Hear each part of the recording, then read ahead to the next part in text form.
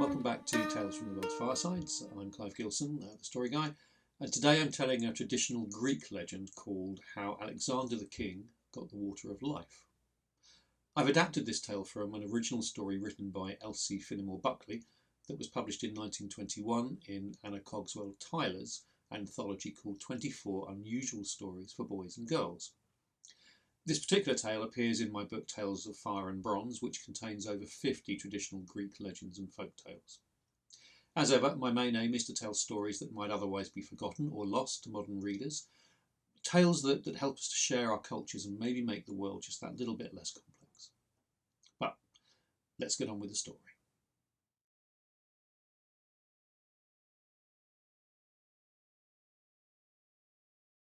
When Alexander the King had conquered all the kingdoms of the world, and when all the universe trembled at his glance, he called before him the most celebrated magicians of those days, and said to them, "You who are wise, and who know all that is written in the book of fate, tell me what I must do to live for many years and to enjoy this world which I have made mine." "O King," said the magicians, "great is your power, but what is written in the book of fate is written, and no one in heaven or on earth can efface that.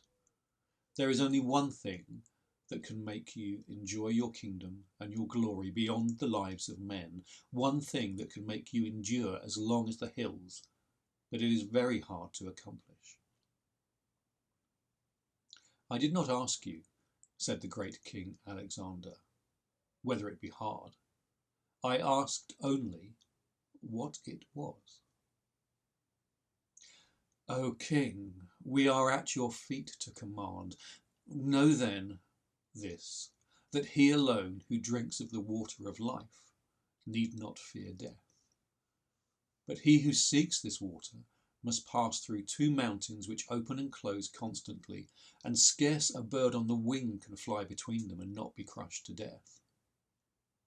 The bones lie in high piles of the king's sons who have lost their lives in this terrible trap. But if you should pass safely through the closing mountains, even then you will find beyond them a sleepless dragon who guards the water of life. Him you must slay before you can take this priceless treasure." Then King Alexander smiled and ordered his slaves to bring forth his horse Bucephalus, who had no wings yet flew like a bird.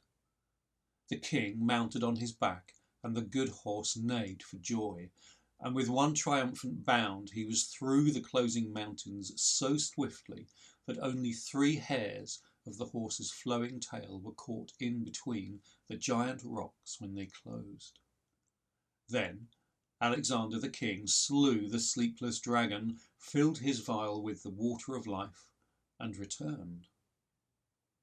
But when he reached his palace, so weary was he that he fell into a deep sleep, and he left the water of life unguarded. And it so happened that his sister, not knowing the value of the water, simply threw it away.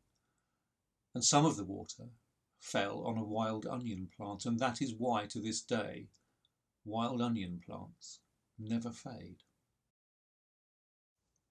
Now, when Alexander awoke, he stretched out his hand to seize and drink the water of life, and found nothing, and in his rage he would have killed the slaves who guarded his sleep, but his sister, being of royal blood, could not hide the truth, and she told him what had happened, not knowing that she had thrown the water of life away. Then the king waxed terrible with his anger, and he cast a curse upon his sister, and prayed that from the waist downwards she might be turned into a fish, and live always in the open sea, far from all land and habitation of man. And the gods granted his prayer. So it happens that, to this day, those who sail over the open sea in ships often see Alexander's sister, half a woman and half a fish, tossing in the waves.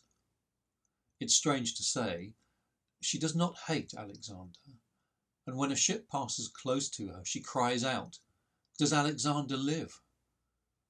And should the captain not knowing who it is that speaks, answer, "He is dead." Then the maid in her great grief tosses her white arms and her hair wildly about and troubles the water and sinks the ship. But if, when the question comes up with the voice of the wind, "Does Alexander live?" and the captain answers at once, "He lives and reigns," then the maid's heart is joyful and she sings sweet songs till the ship is out of sight. And this is how sailors learn new love songs and sing them when they return to land. Okay, that's the story of how Alexander the King got the Water of Life. I do like the story. It blends elements of adventure, mystery, and fantastical quests, and it's definitely one of the stories that centre around Alexander the Great, whose life inspired so many numerous legends across so many cultures. If you enjoyed the story, you can find out more about me, Clive Gilson, the story guy, and the Tales from the World's Firesides project at clivegilson.com. And there are dedicated Facebook and YouTube channels indicated at the bottom of the screen. I would really appreciate it if you could hit the like button. It always helps keep the stories front and centre. And please do follow or subscribe to these channels. There's loads of stories already up there and there's new stuff every week. That's it for now though. So until next time, keep reading, keep listening, keep watching, and stay inspired.